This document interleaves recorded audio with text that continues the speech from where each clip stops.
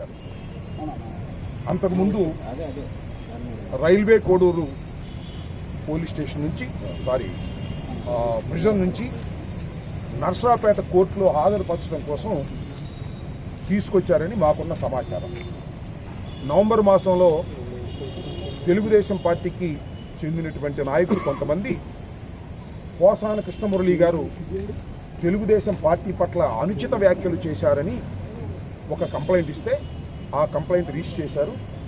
ఆ కంప్లైంట్లో PT warrant మీద ఇక్కడ ప్రొడ్యూస్ చేయడానికి నర్సరావుపేట కోర్టుకు తీసుకురావడం జరిగింది.